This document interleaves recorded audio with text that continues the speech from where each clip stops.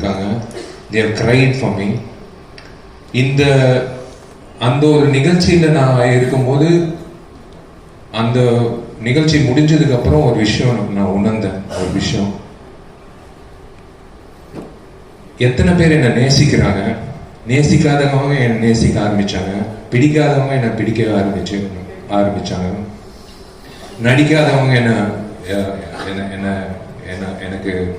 எனக்கு வந்து ஒரு ஊக்கம் கொடுத்தாங்க. பொதுமக்கள் வந்து சம்பந்தமே இல்லாம வந்து ஒரு கோயில் வாசல்ல பூக்காரி அம்மா கேட்டுச்சு, தம்பி உடல்நிலை நல்லா இருக்கான்னு. நல்லா இருக்குமா. ரோட்ல பெருக்கிற ஒரு அம்மா, பொதுவா வந்து என் கையில காசு இருந்தா நான் கொடுத்துருவேன். ரோட்ல போற ஒரு அம்மா, அதான் ரோட்டுக்கு அந்த ப்ளூ ட்ரெஸ் போட்டு பெருக்கிற அம்மா வந்து, தம்பி என்னப்பா ஆச்சு உனக்கு, இந்த கண் கலங்கிட்டேன். இது வந்து உண்மையிலே நான் வீடு வீடா போய் கேட்டிருந்தா என்ன பிடிக்குதான்னு கேட்டிருந்தா கூட ஒரு இட்ஸ் நாட் பாசிபிள். 40 வருஷம் ஆனா கூட இட்ஸ் நாட் பாசிபிள். ஆனா உலகம் முழுக்க எல்லாரும் வந்து விஷால் நல்லா திரும்ப வரணும் அப்படின்னு எதிர்பார்த்தாங்க பாருங்களேன். எனக்கு அதான் என் அண்ணன், நான் எப்பவுமே உரிமையோட சொல்றது, என் டார்லிங் குஷ் ஓட புருஷன்,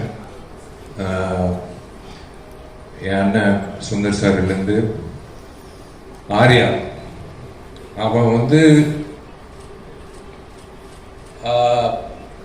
ஐ don't know, I was in tears. எல்லாருக்கும் நண்பர்கள் இருப்பாங்க, இப்படி ஒரு நண்பர் கிடைக்கிறது வந்து ஒரு பாக்கியம். நான் ஏதோ ஒரு இடத்துல ஏதோ ஒரு புண்ணியம் செஞ்சிருக்கேன். அவனை வந்து ஒரு நண்பனாக கிடைச்சிட்டது. வாசுகிக்கு நான் வந்து கடமைப்பட்டிருக்கேன். உண்மையிலே சொல்கிறேன். அந்த ஃபங்க்ஷனில் வந்து doctors told me not to go for the function. They told me you are trembling, you have severe fever, it's more than 1 or 3. First டைமாக பாடி இருக்கணும், அதுக்கப்புறம் இனிமேல் பாடவே கூடாது. அந்த மாதிரி ஒரு பாடகர் இருக்கணும்னு எனக்கு தெரியாது இந்த மேட்ரு. நான் அப்போ தான் ரொம்ப உற்சாகமாக டோர் ஓப்பன் பண்ணி என்ன பாட்டு, கிளைமேக்ஸ் பாட்டு, இவன் தான் சிங்கர், சரி மெரிட்ல நம்மளை கூப்பிடுறாங்க அப்படின்னு தோல் தட்டிட்டு சரி ஓகே பாடிடலாம் அப்படின்ட்டு என் குருநாதர், இசை குருநாதர் விஜய் ஆண்டனிக்கு வந்து நான் நன்றி சொல்லிக்கணும். ஏன்னா அவர் எவ்வளோ ரிஸ்க் எடுத்திருக்காரு லைஃப்ல. இந்த மாதிரி ஒரு ரிஸ்க் வந்து அவர் எடுத்து கைமாற ஒன்னே பண்ணா போதுப்பா. நீங்க வெளியே யாருக்கு வேணா 30 லட்சம் சார்ஜ் பண்ணுங்க ஒரு பாட்டுக்கு.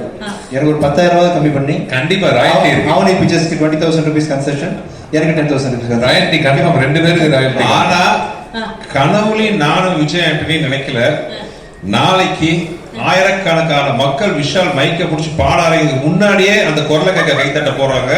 அந்த காட்சியை நாங்க பார்ப்போம். இங்க கனவுல நாங்க நினைச்சு பார்க்கல. இல்லைங்க, YMCAல நான் கிரிக்கெட் ஆடினேன். நான் வந்து ஒர்க் அவுட் பண்ணியிருக்கேன். ஸ்டாலின் அங்கிளோட கிரிக்கெட் ஆடி இருக்கேன். இளையராஜா சார் 75 ஷோ நடத்தி இருக்கேன். அந்த YMCA இடத்துல வந்து ராஜா என் நண்பன், என்னோட கிளாஸ்மேட், என்னோட நெருங்கிய நண்பன் ஒரு 2 லைன் வந்து பாடு விஷால் அப்படின்னு சொன்னது சத்தியமா கடவுளா வந்து ஒரு வாய்ப்பு கொடுத்துருக்காரு. என்னெல்லாம் எனக்கு தெரிஞ்சு வள்ளுவர் கோட்டத்துல கர்நாடிக் சிங்கர்ஸ் எல்லாரும் வந்து நாளை கழிச்சு வந்து தர்ணா பண்ண போறாங்க. அந்த மாதிரி இருக்க போது எனக்கு ரொம்ப சந்தோஷமா இருக்கு. Because God gives you a lot of experiences, as you have to enhance, you have to capitalize on every experience. வெறும் ஆக்டிங் இல்ல வேணா சிங்கிங், எது வந்தாலும் பண்ணும். அது தப்பா இருந்தாலும் பரவாயில்ல, எது வந்தாலும் பண்ணணும்னு என்னோட ஆசை. ஸோ எனக்கு இந்த சாங்குக்கு வந்த ரெஸ்பான்ஸ் வந்து தியேட்டர்ல எனக்கு நிறைய பேர் ஃபோன் பண்ணி சொல்றாங்க, இது ஏன் வந்து முதல்ல போடல, நாங்க ஃபுல் படம் பார்க்க வேண்டியதா இருக்கு 2வது வாட்டி அப்படின்னு சொல்றாங்க.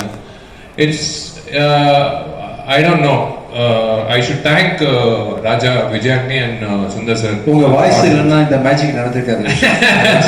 வழக்கமா டிடி என் கான்செர்ட்ல வந்து கடைசி பாட்டு வந்து நாக்கமுக்கா தான் போடுவோம். இல்ல